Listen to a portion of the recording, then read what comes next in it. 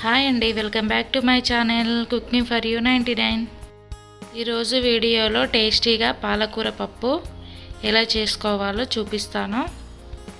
ఇప్పుడు ఒక 3 కట్టల వరకు పాలకూరను తీసుకొని ఇలా కట్ చేసుకొని నీట్గా వాష్ చేసుకొని పక్కన పెట్టుకోవాలి.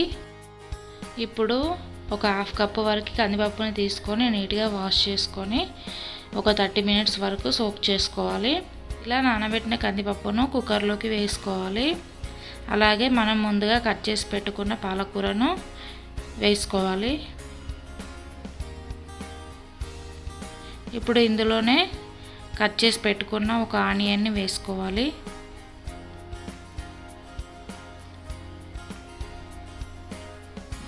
అలాగే ఒక 5-6 గ్రీన్ చిల్లీని కూడా ఇలా కట్ చేసుకొని వేసుకోవాలి.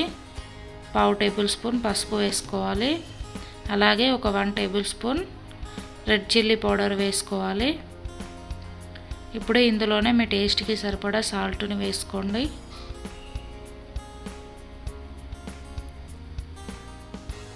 ఇప్పుడు ఒక 1.5 కప్పు వరకు వాటర్ వేసుకోవాలి.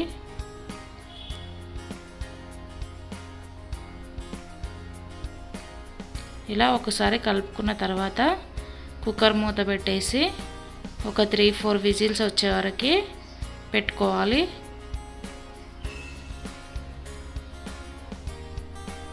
చూడండి, 3-4 విజిల్స్ వచ్చిన తర్వాత ప్రెషర్ అంతా పోయిన తర్వాత మూత తీసుకోవాలి.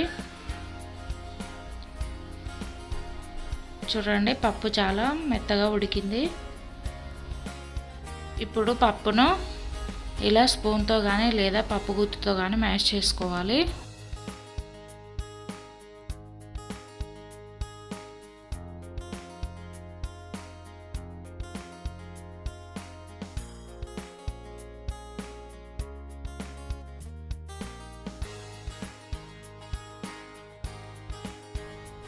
ఇలా మెత్తగా మ్యాష్ చేసుకున్న తర్వాత పక్కన పెట్టేసి ఇప్పుడు పోపు రెడీ చేసుకుందాం.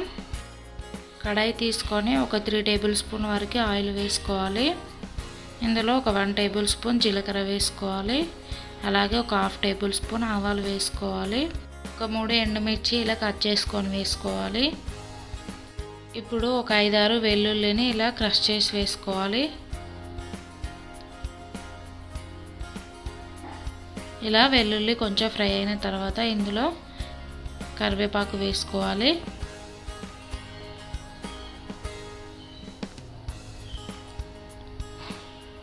ఇప్పుడు ఇందులో ఒక 1/2 టేబుల్ స్పూన్ ఇంగువ వేసుకోండి. అలాగే ఒక 1/2 టేబుల్ స్పూన్ పసుపు వేసుకోవాలి.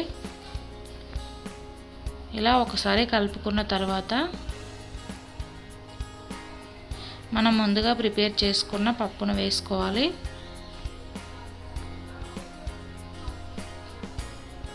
ఇప్పుడు ఈ పప్పునంతా పోపులో కలిసేలాగా ఒకసారి మిక్స్ చేసుకోండి.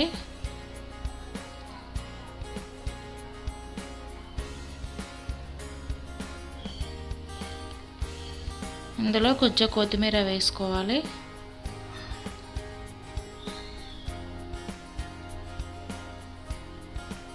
ఇప్పుడు ఈ పప్పును పోపులో కలిసేలాగా ఒక 2-3 మినిట్స్ వరకు కుక్ చేసుకోవాలి.